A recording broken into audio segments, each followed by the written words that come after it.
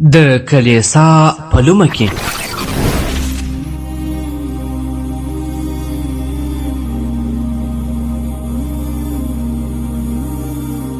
د استازنا استازکم استاز محمد یاسر رحمه الله تاریخی مرکه.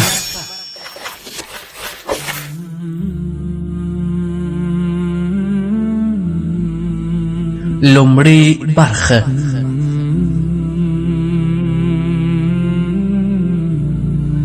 الحمد لله رب العالمين والصلاة والسلام على خير خلقه محمد وعلى آله وأصحابه أجمعين. أما بعد، د فکر جوړښت د ادارې محترمو ګډونوالو، السلام علیکم ورحمة الله وبرکاته. الله تعالی دې وکړي چې روغ جوړ او خوش او خوشحاله به یاست. دا د یو ځل بیا زه سراج د کلیسا په لومه کې د یوه نوې جذابې خپرونې سره ستاسو حضور ته حاضر سوی یم. الله تعالی دې وکړي چې دا خپرونه هم ستاسو په ژوند کې د توپیر یا بدلون جوګه سي. قدرمنو اوریدونکو، دا خپرونه د جهادي شخصیت قدرمن استاد استازنا و استازکم استاز یاسر د عربي مرکې پښتو اژباړه چې د اصحاب جهادي سټډیو لخوا په 2008 میلادي کې ثبت او خپور سو. دغه مرکه د چیر جهاد یو له ارزښتناکو اثارو څخه ده چې د محترم استاز یاسر علمي او جهادي ژوند سفر پکښې بیان سوی. همدارنګه د محترم استاز د لومړنۍ دورې زندان حالات چې پکې بیان سوي دي. زموږ په نظر دغه خپرونه پرته د دې چې د تیر جهاد زرین تاریخ برخه ده، بلکې یو د دعوتي او تربیه درس دی چې زموږ ځوان نسل د تربیه لپاره ډیره مفیده ده. قدرمنو اوریدونکو، راځو په مرکې پیل کوو. نتاک وویل: خوشحال یم چې له ښاغلي استاز محمد یاسر سره وروسته له زندان څخه تر ازادېدلو لومړی ځل وینم او ورسره ګورم. استاز صاحب په خیر راغلاست زموږ برنامې ته. استاز یاسر وویل: الله مو ژوندی لره، په عزت اوسئ. نتاک بیا وویل: که له دې څخه یې راپیل کړو چې تاسو په پاکستان کې څنګه ونیول سواست، کابل ته څه وخت انتقال سواست او د کابل حکومت غوښتنه څه وه د تاسو څخه؟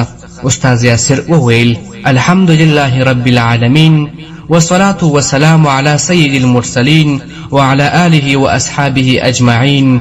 أما بعد، لومړی مننه کوم له تاسو او ستاسو له کارکوونکو څخه چې ما ته مو دا فرصت راکړ تر څو ستاسو د چینل له لارې خپلو مسلمانانو وروڼو ته خبرې وکړم. هغه وروڼو ته چې زما خبرې اوري، ټول مجاهدینو وروڼو ته چې په رأس کې یې امیر المؤمنین ملا محمد عمر مجاهد قرار لري، ټولو جهادي قومندانانو ته، که هغوی په خندقونو کې وي او که په کړنګونو کې دي، هغو بندیانو وروڼو ته چې د تواغیتو د کړکیو شاته یې پرېښودل، او ټولو هغو وروڼو ته چې د دعوت او جهاد په سخته مرحله او ځای کې قرار لري، خپلې نیکې هیلې او سلامونه وړاندې کوم. السلام علیکم ورحمة الله وبرکاته. ستاسو د پوښتنې په تړاو به ووایم، زه په پاکستان کې د هجرت په دیار کې هغه کم ته نږدې د پاکستاني ځواکونو لخوا د خپلو اولادونو او کورنۍ سره ونیول سوم. په کوم کمپ کې چې زما کور و، هغه په پېښور کې د نوشار سیمه وه. بیا یې انتقال کړم اسلام آباد ته او له هغه ځای څخه یې د پنډي جیل ته ولېږدولم. په پاکستان کې ما 3 میاشتې تېرې کړې. بیا د کابل ادارې ته وسپارلم. په 23 روژه یې زه کابل ته کوز کړم. د کابل ادارې ښه چلند را سره وکړ، ځانګړې کوټه یې راکړه او وروسته له 2 ورځو یې دا خبر راته وکړه چې اختر به په خپل کور کې تېر کړې، یعنې وروسته له 1 هفتې به ته خوشي کېږې. خو فقط دا ژمنه را سره وکړه چې بیا به زموږ پر وړاندې مخالفت نه کوې.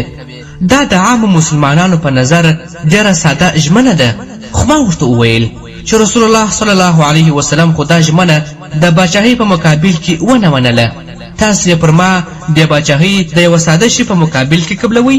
نو ورته ومې ویل: والله چې 20 کاله مې زنداني کړئ که داسې ژمنه در سره وکړم. ما ورته وویل: زه له تاسو څخه ډېره ساده غوښتنه کوم ما ته هغه حق راکړئ چې ابو جهل رسول الله صلی الله علیه وسلم ته اعتراف پرې کړی و. هغه څه راکړئ چې ابو جهل رسول الله صلی الله علیه وسلم ته ورکړل. دی راته وویل څه یې ورکړل؟ ما ورته وویل هغه حق دا و چې رسول الله صلی الله علیه وسلم یې دعوت ته پرېښود. د حج کولو پر وخت یې د خبرو کولو حق ورکړ. رسول الله صلی الله علیه وسلم به چې خلکو ته څه ویل، خلکو به د ده خبرې منلې، تابعداري به یې کوله. او ابو جهل به خلکو ته ویل دا سړی لیونی دی، د دې خبرو ته غوږ مه نیسئ. نو ما ورته وویل ما پرېږدئ چې زه خبرې وکړم، تاسو هم زما خبرې ځواب کړئ او رد یې کړئ. زه له تاسو څخه هیڅ نه غواړم، خو د خبرو کولو او دعوت ازادي یعنی حریت الکلام غواړم.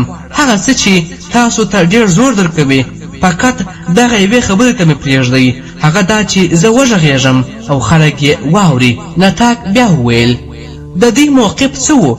دی څه ویل؟ استاد یاسر وویل وروسته دوی یوه نشراتي ارګان یعنی تلویزیون راوست او زما سره یې مخامخ کړه. نو ما هغوی ته وویل آیا زما خبرې تاسو نشروئ؟ دی وویل هو ولې نه؟ بیا ما ورته وویل چې سمه ده، خو دا ژمنه به راسره کوئ چې کوم تغییر به نه پکښې راولئ. ویل یې سمه ده. بیا وروسته له مرکې او خبرو له سب څخه د استخباراتو مسؤل راغلی او راته یې وویل ته دې خپل مسؤلیت یعنې دنده پېژنې؟ ویډیو یې بنده کړه او زما له خبرو څخه هیڅ یوه خبره نشر نه کړه. هغه وخت ما دوی ته په زندان کې تر آخري لحظو ورته ویل چې په ښکاره او څرګند ډول مې د خپلو د خلکو او رسنیو په مخ کې محاکمه کړي، خو حریت الکلام یعنې د خبرو ازادي راکړئ. دوی هیڅ ځواب رانه کړ. اوس هم له دغه منبره دا خپل چلنج ورته تکراروم او له دوی نه دا فرصت غواړم چې د خبر ازادي راکړي. د خلکو او د ټولې نړۍ په مخ کې زه حاضر یم ورته. نتاک بیا وویل انشاء الله هر څه چې غواړې له دغه منبر څخه یې ورته رسولی سي.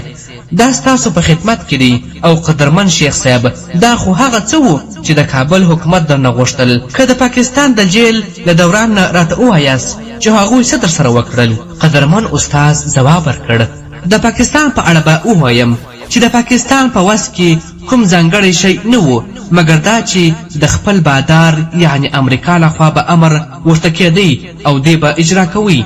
دوی زه مخکې له مخکې نه پېژندلم. په جیل کې د تحقیق پر وخت ما د دوی د هیئت د یو مشر څخه مې پوښتنه وکړه. ما ورته وویل هغه وخت چې د روس او سوسیال سره مې جګړه کوله تاسو د پاکستان د ډیپلوماسي جواز راکړی و او د پاکستان د میلمه په توګه ولاړم. په سپینه ماڼۍ کې کوز سوم او د امریکا خلکو د یو وزیر په توګه زما استقبال وکړ. تاسو به قهرمان راته وویل د مجاهد په نامه مو یادولم. نو کله چې په خپل وطن د امریکا د اشغال معنی یم ولې تروریست وم؟ نو دوی به نه تنها په دې ځل بلکې په هره مناقشه کې راته ویل موږ وبخښه، موږ مجبور یو، اوس موږ له وسه څه نه کیږي. نتاک بیا وویل شیخ صاحب راځو د جهاد مرحلې ته چې په لنډه توګه یې راته بیان کړه هغه څنګه مرحلې وې. د لومړۍ برخې پای.